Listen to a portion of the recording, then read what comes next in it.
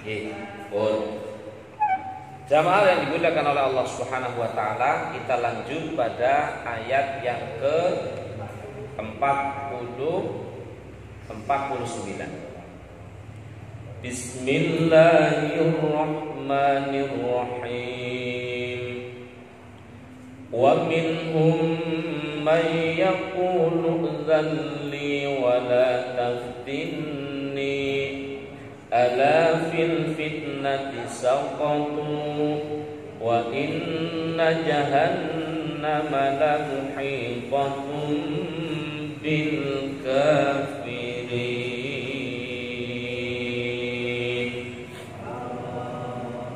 Artinya, dan di antara orang dan di antara mereka ada orang yang berkata, berilah aku izin tidak ikut berperang, tidak pergi berperang, dan janganlah engkau Muhammad menjadikan aku terjerumus ke dalam fitnah.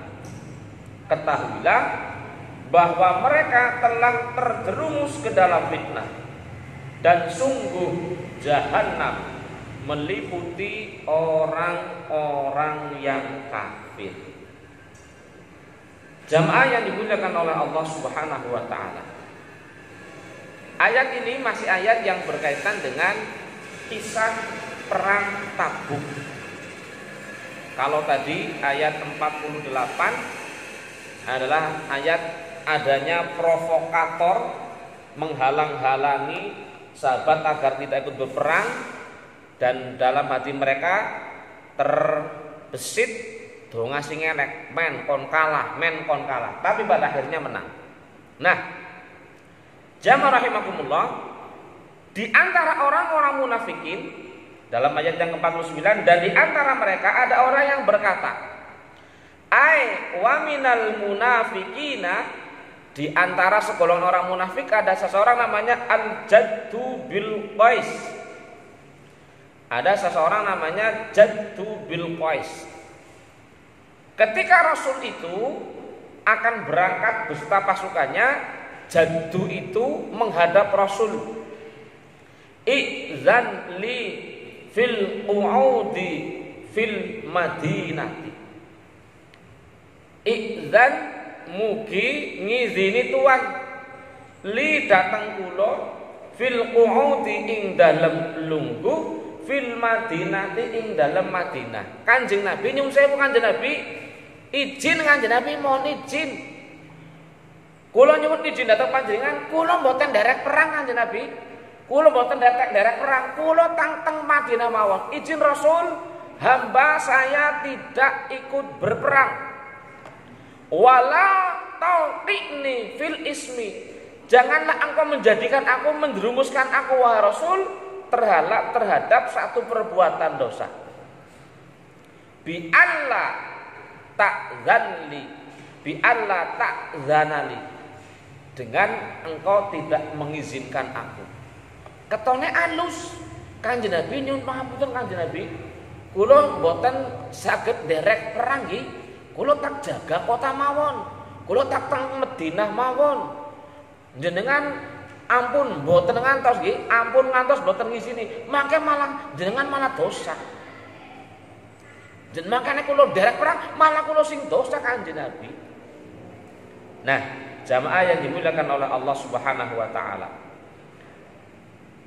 dalam sebuah riwayat disebutkan, lamma tajahhaza ila ghazwati Tabuk qala lil Jaddi ibnu Qais. Jadi dalam satu riwayat ketika Rasul itu akan berangkat perang, Jaddu itu izin. Jad bin Qais itu dikatakan oleh Rasul seperti ini, ya Aba Wahbin. Jadi Jaddu itu sebutan lain adalah Abu Wahab. Halaka fi jiladinil asfari ay jihadi mulukir Rum. Wahai Jad, apakah engkau tidak ingin berperang untuk mengalahkan kerajaan Romawi?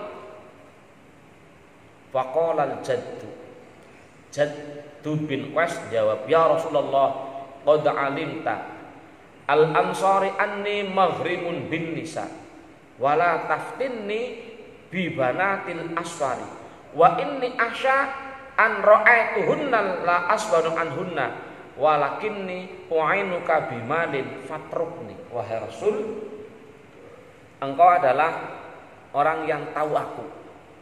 Orang-orang Ansor itu adalah orang-orang yang tahu tentang kepribadianku, yang suka kesengsem. Kesengsem itu berarti mudah ya. Seperti ini mahrimun binisa kang kasem binisa kelawan wong wadon. Singkatnya seperti ini, Rasul, mohon izin. Aku enggak mau ketika nanti aku perang, orang-orang sahabat-sahabat Ansor itu akan mentertawakanku, wahai Rasul. Maka gini saja, izinkan aku tidak ikut berperang, tapi aku siap membantu bimalin kasir, dengan harta yang banyak, dengan bantuan logistik yang banyak. Yang penting kau izinkan aku. Ketone dunyane mudun aweh, tapi dalam hatinya Jaddu bin Qais itu terselip hati yang tidak baik. Anus ngrewangi bandane, tapi atine anu elek. Sebab ngeculna ning karo ndonga kena elek. Ngana kowe tak sanguni kowe. Tapi kalah kowe, kowe. Tapi kowe kalah. Nyong kelangan ora apa-apa. Tapi sing penting kowe mudah-mudahan kalah. Makanya jamaah yang dimuliakan oleh Allah Subhanahu wa taala, jadi makanya jihad yang kumlit itu adalah ketika bi amwalikum wa anfusikum.